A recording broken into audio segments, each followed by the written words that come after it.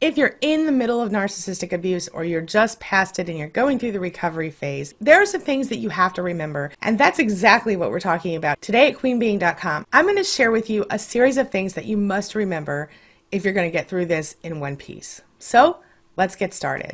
Closed captioning provided by Athena Moberg and CPTSDFoundation.org. My name is Angela Atkinson, and on this channel I offer free daily video coaching to help you discover, understand, and overcome narcissistic abuse in toxic relationships. I like to call it toxic relationship rehab. So if that sounds good to you, hit that subscribe button and we'll get going. So we're just going to jump right into it today. We have a lot to cover. First of all, the first thing I want you to remember as you're going through recovery from narcissistic abuse is that it wasn't your fault. You didn't know that you were getting into a toxic relationship, or if this person is your parent or your boss, you really didn't have a choice in the matter.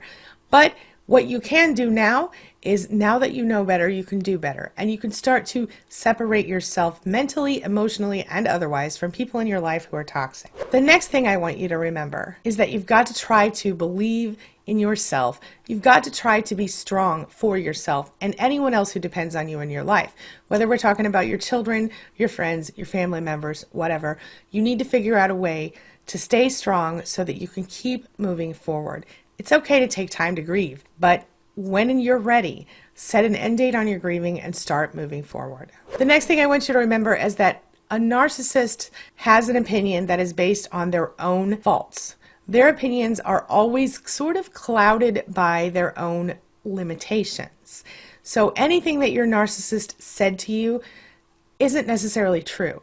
You get to decide which things you keep and which things you let go of.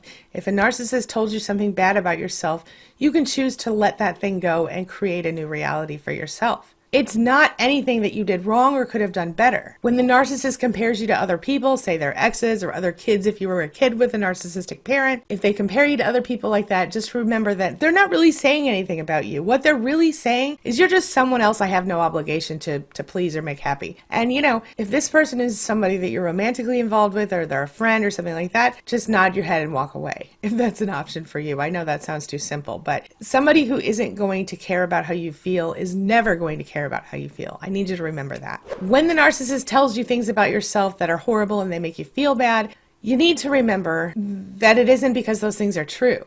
It's because narcissists have limitations, like I said, and a lot of times they're projecting their own bad qualities onto you. They can't handle anything. They can't manage their own self-esteem. They can't manage their own self-confidence. They need you to do it for them.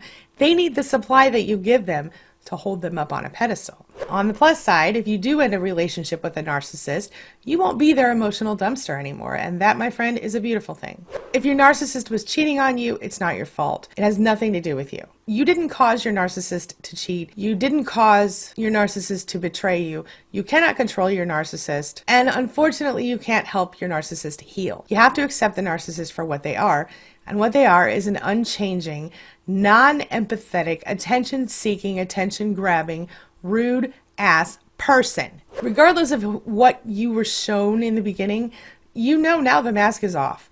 And you know who that person is. And what you gotta know, what you must know, what I need you to know today is that they don't change. Not in any positive way anyway. That brings me to my next point. Something I need you to know is that anytime a narcissist appears to change, they have a motivation behind that.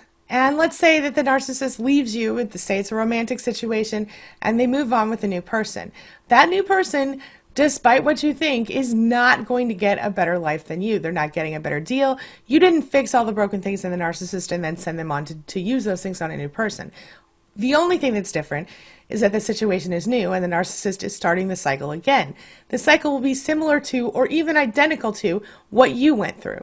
And so if it were me, I would feel sorry for that person rather than actually being jealous of them. Remember that the urge to contact the narcissist is just almost like a habit. It's like a remnant of what you used to be.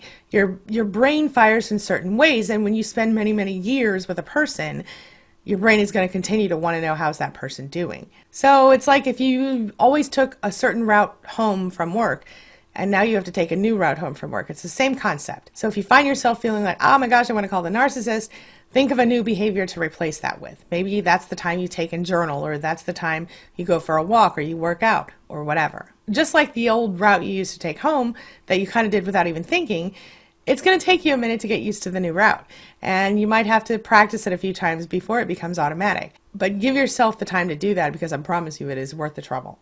Try something new. And finally, no matter if you're in the relationship now or you're already out of it, do not allow the narcissist to tell you who you are. Do not allow the narcissist to have anything to do with the way that you feel and perceive your life. Don't let them have any control over the way you perceive yourself. That is really important. And on the flip side of that, remember that you can only focus on and deal with what you can control. Let me ask you a question. If it's going to rain, should you sit around and stress and worry that it's going to rain, or should you just let it be? Why am I asking you such a silly question? Well, here's the thing. Rain is something you cannot control.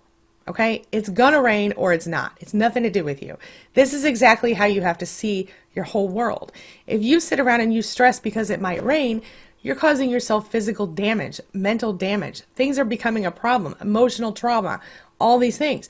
But if you go, well, it looks a little gray outside, it might rain, okay, and you move on, well, then you're not causing yourself all that stress and drama and trauma for something that you really have no control over.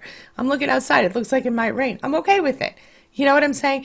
The point is, you can't control a narcissist. You can't control other people's thoughts and feelings. You can only deal with yourself and what actions you are capable of taking to resolve a problem. So if you have something going on and you have no control over it, you have to let it go. Just like the rain. Blame it on the rain if you want to. Am I doing a Milli Vanilli thing here? Anyway, okay, this brings me to the question of the day. The question of the day is, what would you add to my list? What other things do people really need to know about narcissists? And if you're not sure, what are you going through right now that I can help you with? Share your thoughts, share your ideas, share your experiences in the comment section below, and let's talk about it. All right, that's all I've got for you right now. But as always, thank you so much for being a part of my day and a part of my life. And hey, thanks for letting me be a part of yours. It really does mean a lot to me. Now, before I go, make sure you take a look at the videos I'm leaving for you right here and right here. And while you're here, hit that subscribe button right there so we can stay connected and continue on this healing journey together. As always, I appreciate you. Don't forget, you're never alone. You've always got your Spanily. I'll see you soon.